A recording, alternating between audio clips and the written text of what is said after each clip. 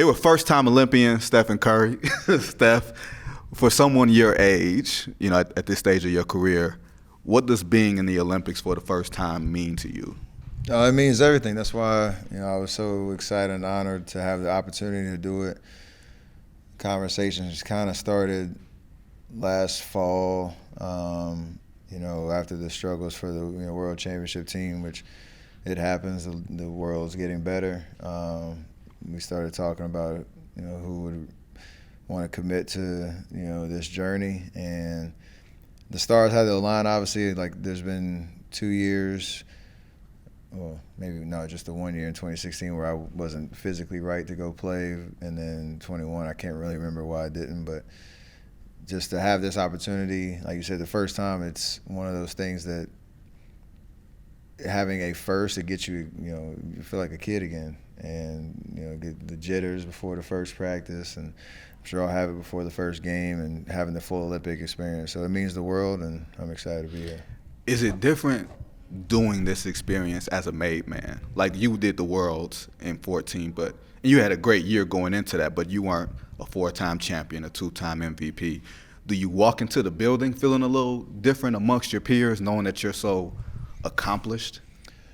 That just means age. It's like, because you see, like, even the guys on the select team, they're in the same shoes I was. Actually, when I played on the 2010 World Championship team, I didn't play much. I played maybe 4 to 6 minutes a game if the team was playing zone and they needed a shooter out there. And the 2014 was another step. I think I just made All-Star for the first time that year. But, like you said, it was just we're still obviously proving yourself and trying to come into your own as a perennial All-Star. Hopefully, we win the championship that next year. But I think this is different just because of how people kind of perceive me. It's not me and how I perceive myself. It's how people talk about me or to me. And, got young guys asking for advice. And, guys I watched.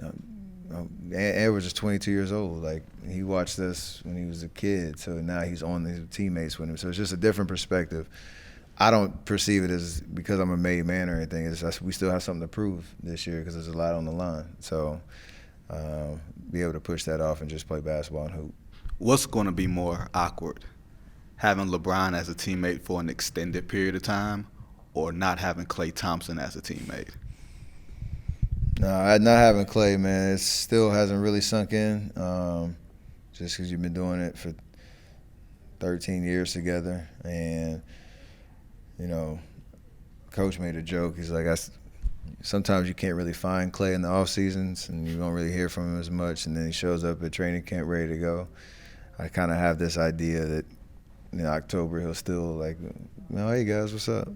But I know it's not happening. So that'll sink in a little bit once training camp starts. But having Bron as a teammate is like surreal because you have so many battles back and forth. You admired his game. You know what he's about, and to see the work up close and personal every day, to see how, he prepares, how he talks in practice. Like, I've never had that vantage point of him, so just excited to see how our games complement each other and build that chemistry that's going to help lead this team. I would assume your relationship has had to evolve.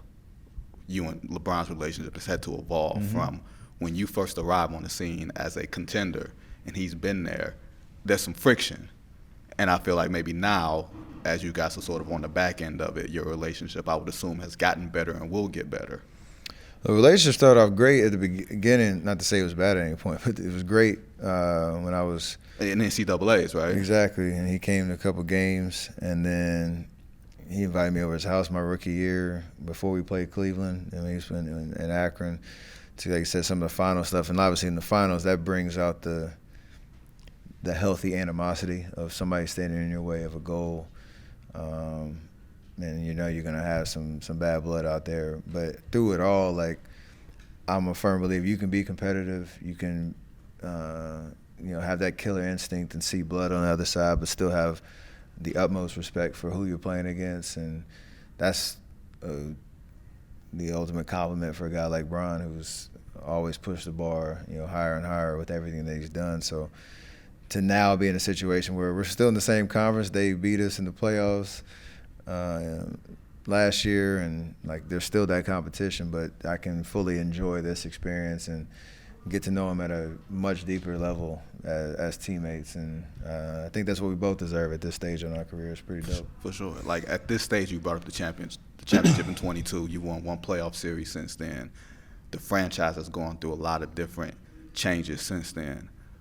How vocal are you about wanting to still be in the mix of the Western Conference? Like, teams are getting better, they're making bigger moves. You guys just lost a big piece in Klay Thompson.